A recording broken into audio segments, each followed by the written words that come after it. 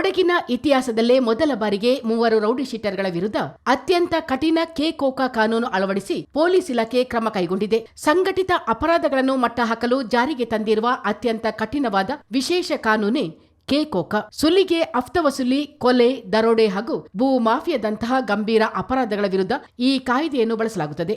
Coca ಕಾಯ್ದೆಯಡಿ ಪ್ರಕರಣ ದಾಖಲಾದರೆ ಆರೋಪಿಗಳಿಗೆ ಸುಲಭವಾಗಿ ಜಾಮೀನು ಸಿಗುವುದಿಲ್ಲ. ಅಪರಾಧ ಸಾಬೀತಾದರೆ ಕನಿಷ್ಠ 5 ವರ್ಷದಿಂದ ಗರಿಷ್ಠ ಜೀವಾವಧಿ ಶಿಕ್ಷೆ ಅಥವಾ ಮರಣದಂಡನೆ ವಿಧಿಸಲು ಅವಕಾಶವಿದೆ.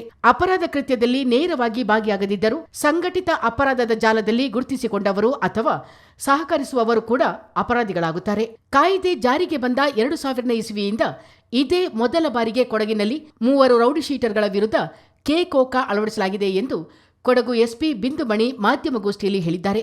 ಮಡಿಕೇರಿಯ Pramod alias disc, Darshan alias Gilli ಮತ್ತು ಕುಶಾಲನಗರದ ಶರೀಫ್ ಆಲಿಯಾಸ್ ಬಿಲಾಲ್ ಎಂಬವರೇ ಕೋಕಾಕ್ಕೆ ಒಳಪಟ್ಟ ರೌಡಿ ಶೀಟರ್ಗಳು ಎಂದು ಎಸ್ಪಿ ಬಿಂದುಮಣಿ ಮಾಹಿತಿ ನೀಡಿದರು.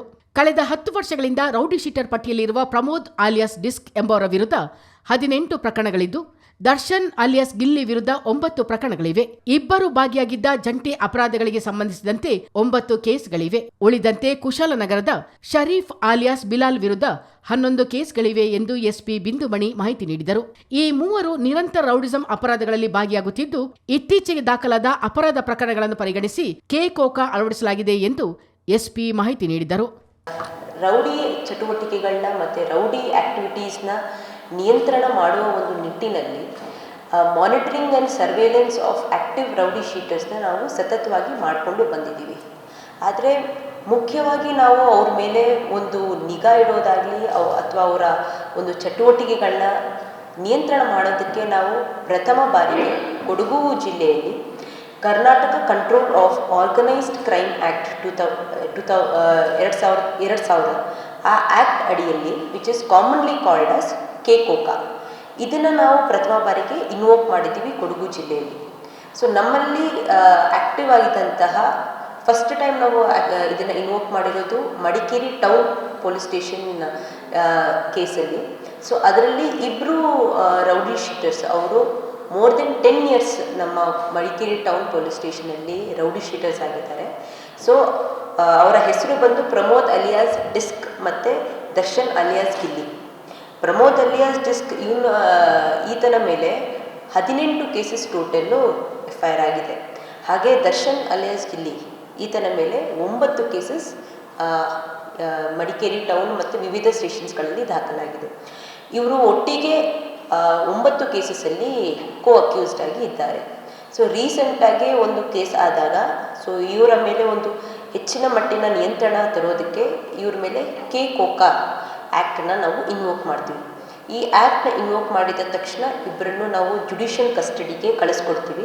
ಸೊ ಅಟ್ ಪ್ರೆಸೆಂಟ್ 2 ಅಕ್ಯೂಸ್ಡ್ಗಳು ಸಹ ಜುಡಿಷಿಯಲ್ ಕಸ್ಟಡಿಲಿದ್ದಾರೆ.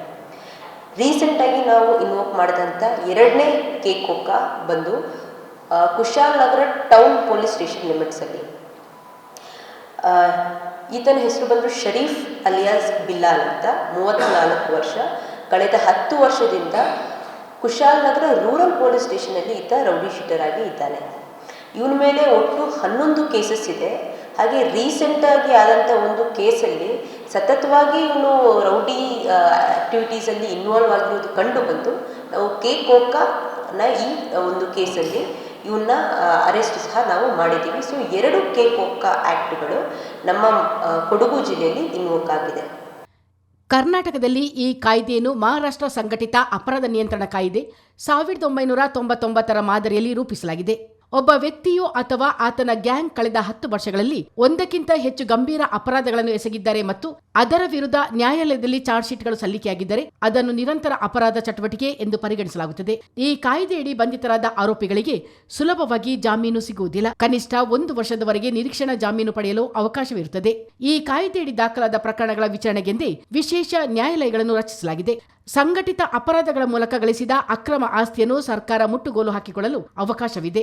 FIR ದಾಖಲಿಸಲು ಕನಿಷ್ಠ ಪೊಲೀಸ್ ಉಪನಿರೀಕ್ಷಕ ಅಥವಾ ಅದಕ್ಕಿಂತ ಮೇಲಿನ ಅಧಿಕಾರಿಯ ಪೂರ್ವಾನುಮತಿ ಕಡ್ಡಾಯ.